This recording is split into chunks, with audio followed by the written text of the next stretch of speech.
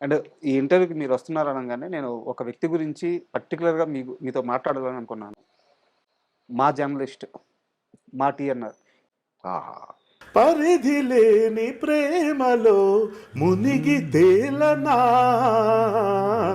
మనసులో మౌన కీర్తనం కనులలో ప్రమద నర్తనం హరవిరిసినది నిశిలో తొలి కార్తీకం. వా మా టీఎన్ఆర్ గారితో మీకున్న అసోసియేషన్ అంటే ఆ ఇంటర్వ్యూ ఎంత వైరల్ అయిందో, దాంట్లో మీరు మాట్లాడుకున్న మాటలు ఎంత వైరల్ అయినాయో, ఆ ఇంటర్వ్యూ ఎలా జరిగిందో గూడా మాకు ఆఫీస్‌లో కథలు కథలుగా జెప్తారు. సో, ఆయన పోయిన తర్వాత ఆ స్థానం అలాగే ఉండిపోయింది. ఇప్పటికి ఆ స్థానాన్ని ఫిల్ చేసేవాళ్ళు రాలేదు. ఇప్పటికీ అలాగే ఉంది. సో, టీఎన్ఆర్ గారు చనిపోయారన్న వార్త మీకు తెలిసినప్పుడు ఎలా ఫీల్ అయ్యారు? అతని గురించి నేనేమి చెప్పగలనో, ఎవరైనా ఏం చెప్పగలరో అవన్నీ మీరే జెప్పారు. ఒకళ్ళు భర్తీ చేయలేని స్థానం అండి అది. అసల నిజంగా ఒక అంటే ఇక్కడ 2 థింగ్స్ ఉన్నాయి. ఇంటర్‌వ్యూస్ అంటాం. పాడ్‌కాస్ట్స్ అని ఇప్పుడు. ఈ పాడ్‌కాస్ట్ సంబంధించి ఒక కల్చర్ తీసుకొచ్చిందే తను. సార్. తను ముందు నుంచి ఉన్నాయి. కానీ గంటలు మాట్లాడుతూ అంటే ప్రతి మనిషి దగ్గర ఉంటుందండి ఇది. Everybody has something to say. So, ఆబ్వియస్‌గా ఇక్కడ నాకు ఆపర్చునిటీ వచ్చి నా గురించి చెప్తాను. నాకు ఆపర్చునిటీ వచ్చినప్పుడు నాకు సంబంధించిన వాటిలో 2 ఉంటాయి. ఒకటి డబ్బా కొట్టుకోవడం. సార్. నాకెంత తెలుసు, అంత తెలుసు, అంత తెలుసు. రెండోది ఒక తాపత్రయం. నా వీడియోస్ అన్ని సక్సెస్ అవ్వడానికి కారణం ఏంటంటే, నా వల్ల ఎవరికైనా ఏదైనా ఒక బెనిఫిట్ జరిగితే బావుండన్న తాపత్రయం నాకుంది. ఎవడికి కావాలిరా నీ సోది అనుకునేవాళ్ళు ఉంటారు. సర్లే ఏదో చెప్పాడులే ఇవన్నీ పాత విషయాలే అనుకునేవాళ్ళు ఉంటారు. కొంతమంది రిపీటెడ్‌గా పెట్టుకొని వాళ్ళ స్టేటస్‌ల కింద పెట్టుకున్నోళ్ళు కూడా కరెక్ట్. ఉంటారు. కరెక్ట్. ఈ వాక్యాలు నాకు టీఎన్ఆర్ చెప్పాడు. హ్మ్. ఇది అతిశయం కాదు. 25 ఎపిసోడ్ నుంచి నన్ను లిటరల్‌గా తరిమాడు. హ్మ్. ఒక కామన్ ప్లేస్‌లో ఒక మ్యూచువల్ ఫ్రెండ్ ఇంట్లో కలిసాం. ఆఫ్‌కోర్స్ ఒకళ్ళకొకళ్ళు తెలుసు. యాక్టర్‌గా నేను తెలుసు. తను నాకు ముందు ఎక్కడో పరిచయం అదంతా. ఇలా కూర్చొని మాట్లాడుతున్నప్పుడు నేను 2 ఎక్స్‌ట్రీమ్స్ ఉంటాయండి. అతివృష్టి, అనావృష్టి నాలో ఏంటంటే అయితే చాలా సైలెంట్‌గా ఉంటా. ఒక్క మాట మాట్లాడను. మీరు 10 మందిలో ఉన్నప్పుడు. లేదా నేనొక్కడినే మాట్లాడుతుంటా. సార్. అంటే కంటెంట్ బట్టి. అది మనం బోర్ కొడితే లేకపోతే టాపిక్‌ని డైవర్ట్ అయితే ఎవరైనా ఆపేస్తారు కదా! చెప్పొచ్చేదేంటంటే ఇవి పట్టుకున్నాడండి. హ్మ్. ఒక సందర్భంలో ఓ 4, 5 సందర్భాల్లో చూసి భయ్యా మీతో లాస్ట్ టైమ్ నేను లాస్ట్ 4, 5 టైమ్స్ ఈ క్వెషన్స్ ప్రిపేర్ చేశాను. ఒక క్వెషన్ ఇది చూపించాడు. ఏంటిది అన్నా? మీ ఇంటర్వ్యూకి ఇది నేను పెట్టుకుంటాను. ఇవి అడుగుతానని. ఎప్పుడు విన్నాడు? ఏమి రాసాడు? నాకేం అర్థం కాలా. హ్మ్. నాకు ముచ్చటేసింది ఏంటంటే, ఇంత తపన పడతాడు ఈయన. ఒక యాక్టర్‌ని ఇంటర్వ్యూ చేయడం ఎంతసేపు సార్ మీకు తెలియదు కాదు ఇది. సార్. మీరు ఫస్ట్ సినిమా ఎలా చేశారు? మీరు ఎక్కడి నుంచి వచ్చారు? మీకు యాక్టింగ్ మీద ఇంట్రెస్ట్ ఎలా ఉంది? అడగండి ఒక్కొక్కడు ఒక ఇంట్రెస్టింగ్ స్టోరీ చెప్తాడు. అవునవును. కానీ మెజారిటీ ఆఫ్ ద పీపుల్ నీకెందుకురా అవసరమా? ఇవన్నీ ఎందుకు దొబ్బుతున్నావు మమ్మల్ని అని చెప్పి ఇక్కడున్న వచ్చే ఇన్వైటీస్‌ని అనుకోవటం కూడా జరిగే అంత దారుణమైన పరిస్థితులుంటాయి మామూలుగా. టీఎన్ఆర్ ఇంటర్వ్యూస్‌లో ఇదెక్కడ చూడలేదు సార్ నేను. నాదెంత 4 అవర్సో, 3 అవర్సో అవును. ఏదో ఎక్కువుంటది. దాన్ని హ్మ్. 2 పార్ట్‌ల కింద డివైడ్ చేసేసాడు. సార్. ఒకసారి నేనేదో వీడియో చేశా. కాస్టింగ్ కౌచ్ గురించి. అమ్మాయిలకి కొన్ని టిప్స్ చెప్పాలనిపించింది నాకు. ఎందుకంటే మనకు సినిమాల్లో చూపించేలాగా ఉండవు బయట కాస్టింగ్ కౌచ్‌లు. ఏంటి వచ్చిన తర్వాత కింద నుంచి మీద చూసి ఏంటి ఆఫర్‌లు కావాలా? ఆ! డిన్నర్‌కొస్తావా? ఏదో ఒకసారి బికినీ ఏసుకొని ఇలా ఉండదండి. ఇలా ఉండదు. చాలా స్మూత్‌గా. స్మూత్ అంటే మీరు ఊహించలేరండి. హ్మ్. అవన్నీ ఆ వీడియోలో చెప్పా. హ్మ్. ఒక చిన్న వాట్సాప్ ఏమంటారు ఫేస్‌బుక్‌లో ఎక్కడో పెట్టాను. పెడితే ఫోను చేసాడు. భయ్యా నీ ఫోను కన్నా మనది బెటర్ క్వాలిటీ కెమెరా ఉంది. స్టూడియో ఉంది. నేను కూడా అక్కడ కూర్చుంటా. హ్మ్. అది వద్దంటే పక్కకెళ్ళిపోతా. ఏం చెప్పాలనుకుంటున్నావో చెప్పేసేయి. ఎందుకంటే మైండ్ దొబ్బింది నాకు నీ కంటెంట్ చూసాక. అది ఫేస్‌బుక్‌లో ఎంతమంది ఓ 50 మంది, 60 మంది చూస్తారు. పోనీ మించిపోతే 200. ఎంతమందికి ఇది హెల్ప్ అవుద్దో నువ్వు రా చెప్తానని చెప్పి. 'శ్రీరెడ్డి మూవ్‌మెంట్' అది స్టార్ట్ అయినప్పుడు దానికి సంబంధించిన దాంట్లో నేను ఒక ఆల్‌మోస్ట్ అదొక 1 ½ అవర్స్ ఎంతో 1 అవర్ జనరల్ క్వెషన్స్ కూడా వచ్చాయి కాబట్టి కొంచెం లెంగ్త్ ఎక్కువ. బట్ చెప్పాలండి. దాన్ని పట్టుకుంటాడాయన. అది పట్టుకొని దాన్ని ఎలా డిజైన్ చేసి ఎలా పెట్టాడో అన్నది నాకే తెలుసు. హ్మ్. ఇది కాదు ఒకటే చెప్పాలి. నేను సిగ్గుపడుతుండేవాడిని. నేను ఏదైనా అచీవ్ చేయాలి. ఒక మంచి సినిమా అప్పుడు నేను డైరెక్ట్ చేసిన నా ఫస్ట్ ఫిల్మ్ ఏదైతే స్ట్రక్ అయిపోయిందో అందులో అతనున్నాడు.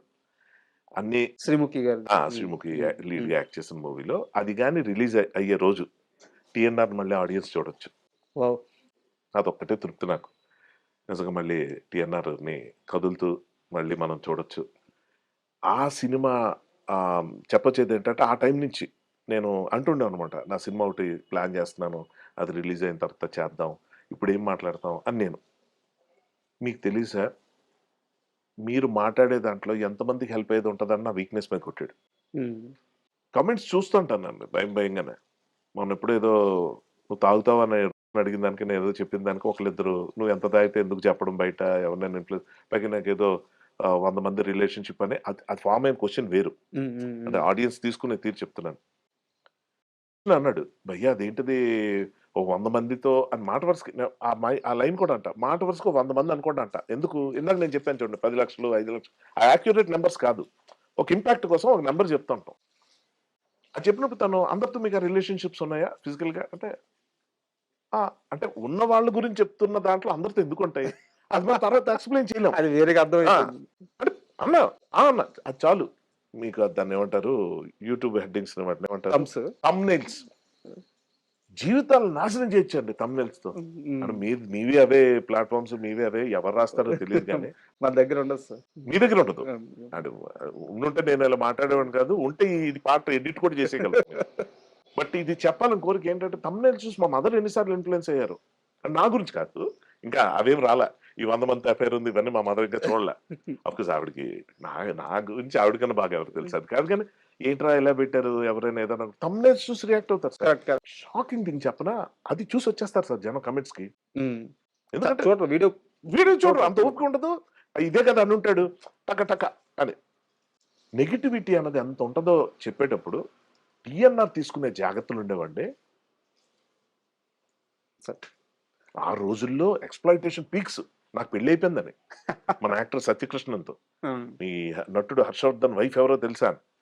టీఎన్ఆర్ చూపించాడు ఫస్ట్ అది. హ్మ్. భయ్యా ఏంటి ఇలా వచ్చిందని. మీ ఫీల్డ్ బాబు అది.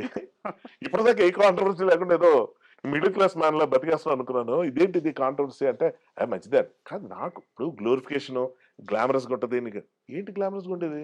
ఆమేమన్నా అన్‌మ్యారీడా? లేకపోతే నాకే అమ్మాయి మీద ఏమైనా క్రష్ ఉందా? మ్యారీడా? ఆమె భర్త పరిస్థితి ఏంటి? ఆమె పిల్లల పరిస్థితి ఏంటి? ఆమెకి ఫోను చేశా. ఈ ఈ సందర్భంలో. సత్యకృష్ణ ఫోను చేసి అడిగితే, ఎవరి పాపాన పోతారు అయ్య బాబోయ్! వదిలేయండి అన్నా. నీ స్పోర్టివ్‌నెస్ కాదమ్మా!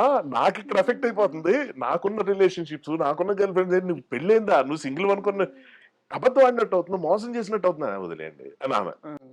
నరకం చూసా. అంటే to some it up thumbnails ఇచ్చే ఎఫెక్ట్ గాని, ఇంటర్వ్యూస్ చేసేటప్పుడు తీసుకునే జాగ్రత్తలు ఇప్పుడు మీరంత బాగా మీరు అంటే ఇది మీకు అర్థమవుద్ది నేను ఏం చెప్పదలుచుకున్నానో. మీరు ఒక మాట అన్నారు. ఇది థర్డ్ పర్సన్ సంబంధించింది. మీరు ఇష్టమైతే ఆన్సర్ చేయండి. లేకపోతే లేదని ఇందాక సార్. అనిల్ రావిపూడి గారు. అవునవును. ఈ డిస్క్లైమర్ తను ఇచ్చేవాడు సార్. హ్మ్. ఇప్పుడు నీ సెక్షువల్ లైఫ్ ఎలాగుంది అని అడగాలి తను. ఎందుకు సింగిల్‌గా ఉంటున్నావు కదా! ఏంటి నీ పరిస్థితి అని. తను అన్నాడు, "మీకిది పర్సనల్ టాపిక్ అండి. మీరు చెప్పాల్సిన అవసరమే లేదు. బట్ చూసే ఆడియన్స్‌కి అదొక ఫీలింగ్ ఉంటుంది గదా! సింగిల్‌గా ఉంటున్నాడంటే వీడు ఏం చేస్తున్నాడు? అదర్‌వైజ్ ఎలాగా ఎంటర్‌టైన్ అవుతున్నాడు ఏంటి అని. సార్. అది చెప్పండి అని చెప్పంటే, అది మీకు అభ్యంతరం అయితే వదిలేయండి అంటే చాలా ఇంపార్టెంట్ క్వెషన్ అండి మీరు అడగండి. చెప్తానని తనకి చెప్పా. ఏంటంటే ఈ క్వెషన్ భయపడి పెళ్లి చేసుకుంటారండి అబ్బాయిలు. హ్మ్. ఏరా అంతేనా? మరి పరిస్థితేం లేదా? ఇలా మాట్లాడేవాళ్ళుంటారు. ఫ్రెండ్స్ గాని, రిలేటివ్స్‌లో గాని. రకరకాలుగా. అంటే ఫిజికల్ ఇనబిలిటీ ఏదో ఉంది అని ఒక లోకుగా చేసి మాట్లాడడం, వాడి మీద జోకులేయటం, కర్మగాలి అలాంటి సొసైటీలో ఉంటున్నాం మనం. సో, మనం పెళ్లి చేసుకోపోతే ఎక్కడ మనల్ని ఏదో తేడా ఉందనేసుకుంటారా అన్న భయంతో పెళ్లి చేసుకుంటారు సార్. అంటే మగాడు మొగుడవ్వడానికి కారణం. ఒకడు మొగుడవ్వడానికి కారణం వాడు మగాడని ప్రూవ్ చేసుకోవడానికి అంటాం ఎంత దౌర్భాగ్యం. ఇది నేను టీఎన్ఆర్ ఇంటర్వ్యూలో చెప్పగలిగా. అవును సార్. ఆఫ్‌కోర్స్ ఇప్పుడది చాలా పాతదయిపోయింది గానీ, చూసినోళ్ళు చూసారు. కానీ ఎప్పుడు టైమ్ అండ్ అగైన్ నేను ఇది చెప్పాలనుకుంటా. అరే! పియర్ ప్రెషర్‌కి గురై చేసుకోకండి. నారాయణమూర్తి గారు ఉన్నారండి. నారాయణమూర్తి గారు. ఆయనేమో పెళ్లన్నదే వేస్ట్ అది ఇది అని మాట్లాడిన రోజులున్నాయి. అవును. టప్పని ఆయన ఒక రోజొచ్చి లేదు లేదు తోడుండాలి. నేను 2 పక్షులు సాయంత్రం అయితే గూటికి చేరుకుంటే చూసాను. మనం పెళ్లి చేసుకోవాలి కదా! అవి పెళ్లి చేసుకోలేదు సార్. మీరు తోడు గురించి తోడు లేకపోవడం అనేది బ్యాడ్. హ్మ్. నేనిప్పుడు పెళ్ళికి వ్యతిరేకంగా నేను ఎవరికీ ఏ సలహా ఇవ్వననుకోండి అది వేరే విషయం. పెళ్లి చేసుకోకపోతే ఎంత బావుంటదో చెప్పే ప్రాసెస్‌లో నేను తోడుండాలని ప్రతిసారి చెప్తుంటా. యాక్చువల్‌గా మీరు చాలా ఇంటర్వ్యూలో పెళ్ళంటే ఇష్టం కూడా అని జెప్పారు. చెప్పాను. మీరు అంటే మీ పెళ్లి విషయంలో మీరిచ్చిన కాషన్ అంటే ఆ కాలు చాలా మందికి అర్థమైందో లేదో నాకర్థమైంది క్లియర్‌గా. మీరేమంటున్నారంటే పెళ్లి చేసుకోకూడదని లేదు. హ్మ్. బట్ ఒక అమ్మాయిని పెళ్లి చేసుకుంటే ఆ అమ్మాయి కోసం నేను ఏమైనా చేసేయాల. అప్పుడు అలా అనిపించే అమ్మాయి నా లైఫ్‌లోకి రావాలి. రావాలి. సో, ఇప్పుడు దాకా రాలేదు. అలా అనిపించే అమ్మాయిలు రారు సార్. హ్మ్. అలా మనమే అవ్వాలి ముందు. ఆ అమ్మాయి ఇలా ఉంటే నేను చేస్తానంటే నువ్వెందుకు ఎవడేం చేస్తాడు? టీఎన్ఆర్ ఇంటర్వ్యూస్‌లో ఉండేవాడిని. సో ఇంత క్లియర్‌గా ఎంత దీనిగా ఉన్నప్పుడు నేను ఈవెన్ ఆర్ నారాయణమూర్తి గారి ఇంటర్వ్యూ ఆయన దాంట్లో చూడండి. అప్పుడు వెర్షన్ వేరేగా ఉంటది. ఇప్పుడు వేరేగా ఉంటుంది. నేనేమంటానంటే ఎవెన్చువల్లీ అండి ఒక 50 ఏళ్ళు వచ్చేసారు ఇప్పుడు నాకు. ఇప్పటికి నన్ను పట్టుకొని ఇదే క్వెషన్ అడుగుతుంటే నేను అదే అంటా. ఒక్కడిని చేసుకోకపోవడం వల్ల వచ్చే నష్టం ఏంటి? అసలు ఇంతమంది ఎందుకు చేసుకుంటున్నారు? అదే కదా క్వెషను. పాపులేషన్ పెంచేసి, పొల్యూషన్ పెంచేసి ఏం కర్మ ఇది? కరప్షన్ పెరిగిపోతుంది దీనివల్ల, దానివల్ల. సరే ఆ నీతులను పక్కన పెట్టేద్దాం. ఒకటే చెప్తా. మన ఫిలాసాఫికల్‌గా తీసుకున్నా, సైన్స్ పరంగా తీసుకున్నా, సైకాలజీ పరంగా తీసుకున్నా, ఒక ఏజ్ వచ్చిన తర్వాత అన్నీ వదులుకోవాలి. తిండి, వ్యసనాలు, బంధాలు అన్నీ వదులుకొని ఒక నిర్వాణ, ఒక వైరాగ్యం అది అవలంబించుకోవాలని చెప్పే శాస్త్రాన్ని నమ్మే ప్రతి మతంలో ఉండే ఈ పాయింట్‌ని ఎందుకు విస్మరిస్తున్నారు అందరూ? కుటుంబం లేకపోతే అవ్వదు, ఇది లేకపోతే అవ్వదు అనేది ఎందుకు వస్తుంది అన్నది క్వెషన్. సార్ ఎప్పుడైతే నువ్వు కంపెనీ అవ్వలేకపోతున్నావో నారాయణమూర్తి గారి లాగా ఫీల్ అవ్వాల్సి వస్తుంది. నేను ఎందుకు ఆయన పేరు ఇన్నిసార్లు చెప్తున్నానంటే అలాంటి వాళ్ళు చెప్తే మెసేజ్ వెళ్తుంది సార్ జనానికి. అవును. మీరు పెళ్ళే కదా ఎంకరేజ్ చేస్తున్నావు, ఆడు ఎప్పటికైనా చేసుకుంటే హ్యాపీగా ఉంటాడు. ఎవ్వరు ఉండరు సార్ అలాగా. మీరు ఎవరిని ఆపొద్దు, ఎవరిని చేసుకోమని చెప్పొద్దు. మీరు ఇందాక అన్నట్టు వ్యక్తిగత పెళ్ళి వద్దని ఎవరికి చెప్పట్లేదు. వద్దని చెప్పడం ఎంత తప్పు, చేసుకోమని చెప్పడం కూడా అంతే తప్పు. హ్మ్. ఈ మాత్రం అర్థం చేసుకుని ఆవిడ చావుగాడు వదిలేస్తూ వాట్ ఎ పర్సన్. మళ్ళీ గుర్తు చేశారు టీ అన్నారు. ఇలాంటివి ఎన్ని ఉంటాయో.